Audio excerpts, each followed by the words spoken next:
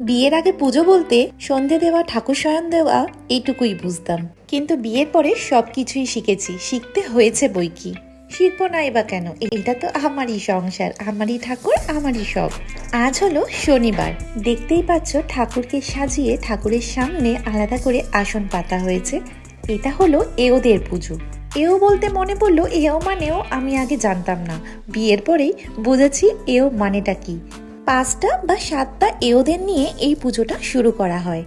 এই পুজোর ঠাকুর হলো তুলসী মা। এই পুজোর নাম হলো অসময়ে নরনারায়ণের পুজো, আবার এক কথায় বলা হয় তেল পান দেওয়া। তোমরা কে কে এই পুজোর কথা জানো আমাকে একটু জানিও। আমি কিন্তু এই পুজোর কথা শুনে শাশুড়ির মুখে হঠাৎ করে অবাক হয়েছিলাম, তেল পানটা আবার কি ধরনের পুজো?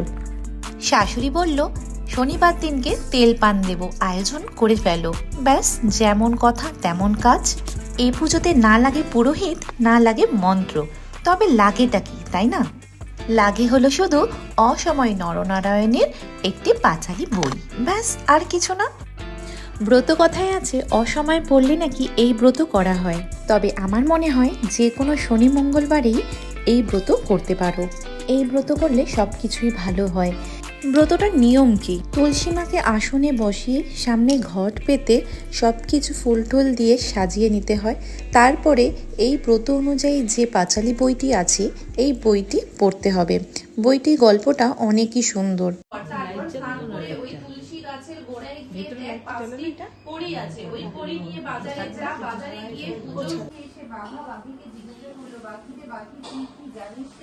আমি আজ 12 বছর যাবৎ রাজার খোয়ারে বন্দি, তোর কথা আমার একদিনও মনে পড়েনি। আজ তোর কথা মনে করে আমি আর থাকতে পারলাম না। বাকি বললো, আমি আবার কি জানবো, সবই মা অসময়ে নারায়ণীর দয়া। বাঘা জিজ্ঞাসা করলো, সেটা তখন বাঘি ব্রত কথা পুরো কথা তো শোনানো সম্ভব নয়, যেটুখানি পারলাম শোনালাম। এবার বইটাকে আসনে রেখে ঘটের ওপরে দুধ ঢালতে হবে।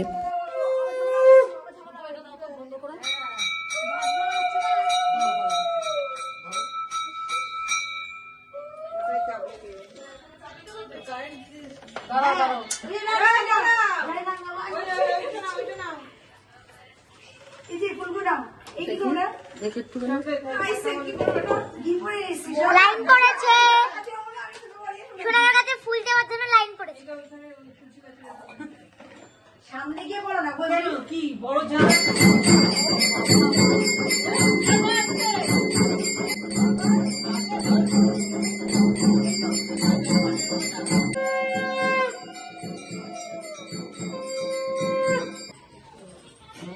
তিনবার দাও।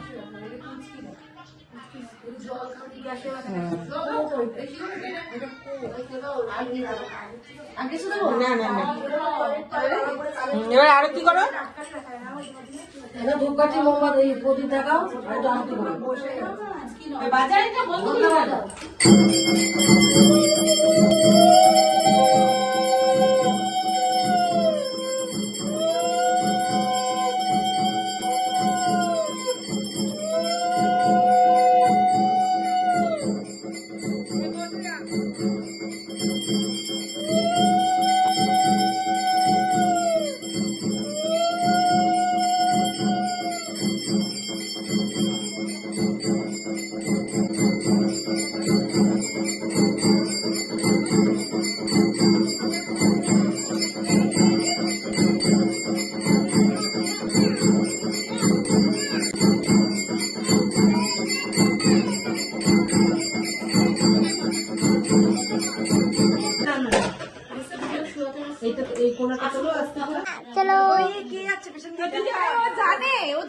ব্যাস কমপ্লিট। তারপরে আমি কলা পাতার মধ্যে পান নিয়ে ফল ফলাদি নিয়ে চললাম এখন পুকুরে সেটাকে ভাসাতে।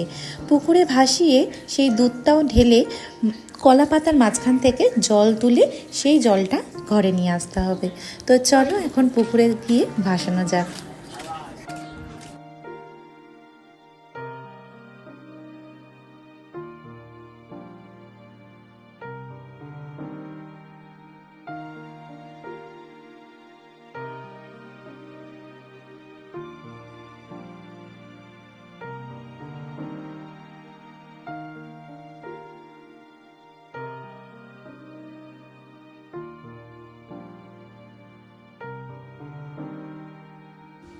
ব্যাস হয়ে গেছে। এবার যেই জলটা নিয়ে আসলাম সেই জলটাই নিয়ে এসে এখন সারা বাড়িতে নিচ থেকে ওপর অব্দি ছেটাতে যাব।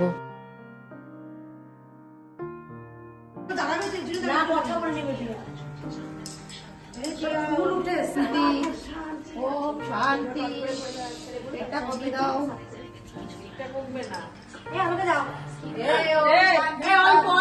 ঠান্ডা লেগে যাবে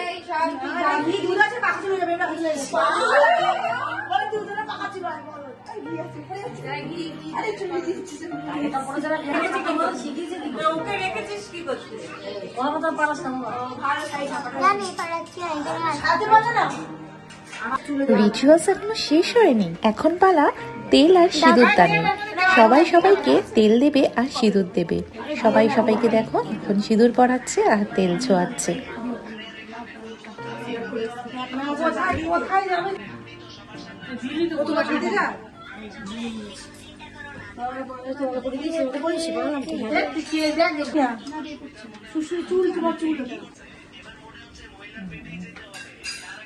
এখন সবাই সিঁদুর পরা করেছে।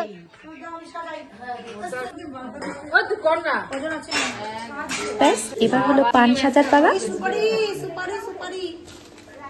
দেখো কে এখানে সব কিছু সাজাচ্ছে, সাজিয়ে ঠাজিয়ে এবার সবাইকে একটা একটা করে পান, মিষ্টি আর সব ফল দিয়ে সবার হাতে দেওয়া হবে। তারপরে ওদিকে মাকে নমস্কার করে তারপরে আমাদের ব্রতটাকে ভাঙতে হবে। দেখো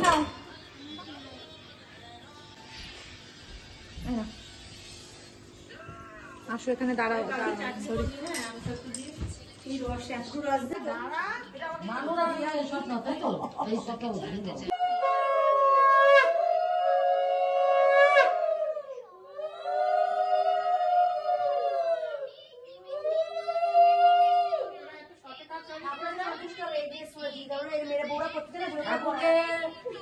বলে যাও সবাই মিলে যে কাকি যে মানুষের পুজো করবে আমার জন্য আসব না, আমরা জন্য আবার আসতে বলো।